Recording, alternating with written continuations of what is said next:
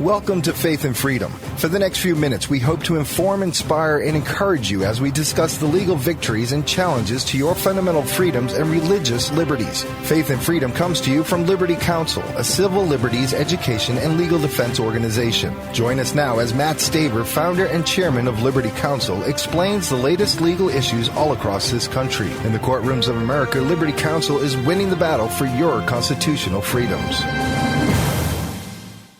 The Holy Land Experience. It's a description beyond mere words.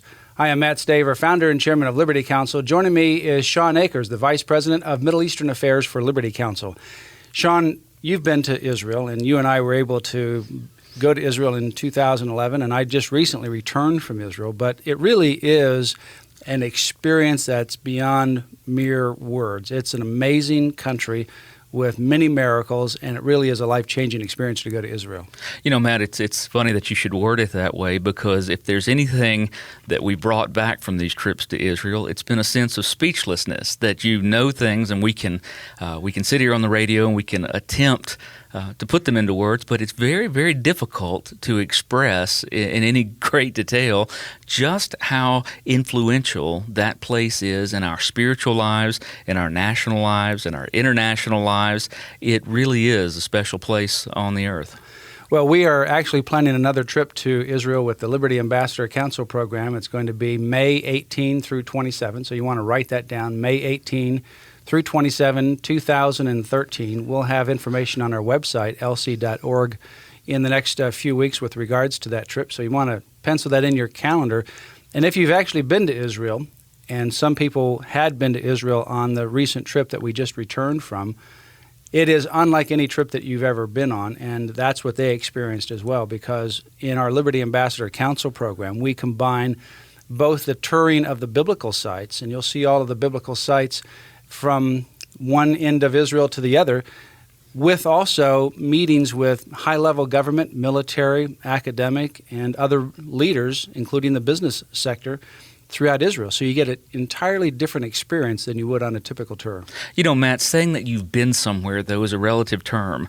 You fly a lot, and we land in airports here and there, and to land in an airport in a particular town and never leave the airport, you can say that you've been there, but you haven't really been there. And a lot of times we know a lot of people that have gone to Israel, and they've seen portions of Israel depending on the tour guide, the tour company, depending on the preferences of those that were showing them Israel. But what we're hearing more and more from those who are participating in the ambassadors program is that they had never really been to Israel until they went with the ambassadors trip, because they're seeing it in such a three-dimensional way that they had never seen it before. So in many ways, you get the chance to go to Israel for the first time all over again.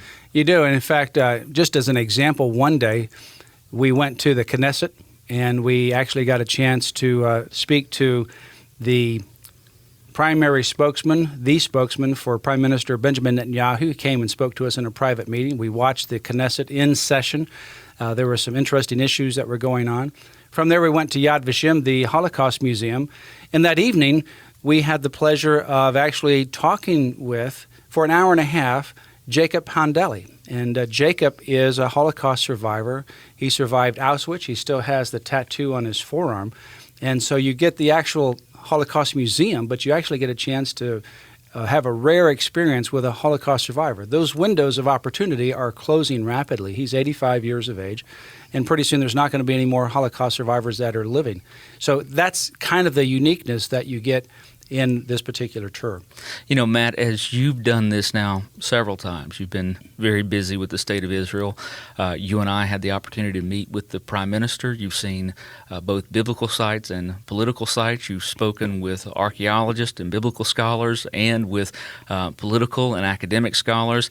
And you're crossing time as well, speaking with individuals that were literally in the Holocaust to those that are trying to prevent a future Holocaust. What, Matt, are you walking away with as far as your feelings about the state of Israel and its importance to the United States and to us as a modern people? Well, one of the things that I've shared in this most recent trip and in a previous trip is that when you go to Israel, you really go to the epicenter of everything. You go to the very beginning of our faith. our Christian faith began in Israel with the Jewish people. Jesus is a Jewish Messiah that came and lived and walked in the land of Israel.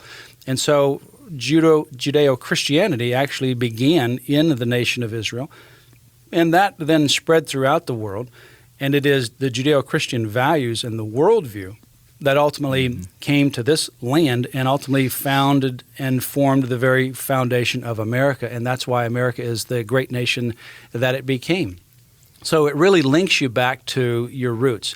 It links you to the past.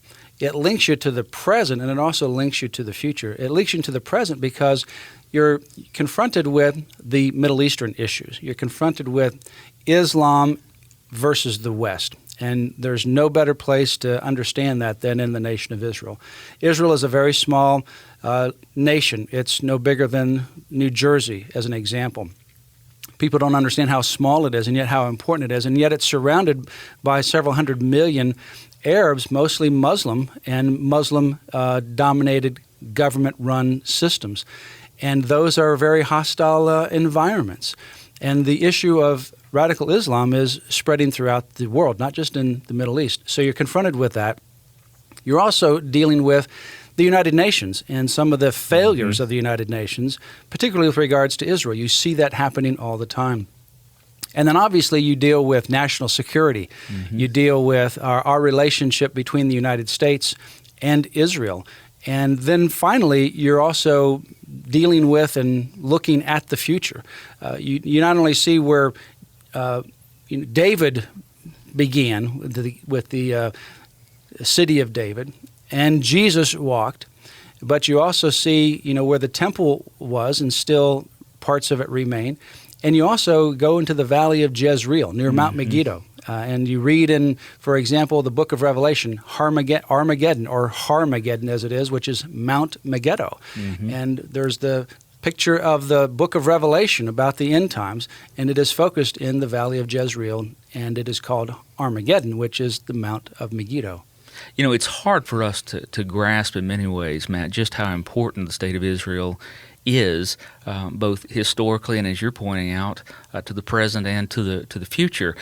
As we look at the state of Israel with modern eyes, I'll tell you something that's interesting. Presidents of the United States often look to governors of individual states to see how things they are trying work out. They are, in a very real sense, experimental laboratories to see how things play out.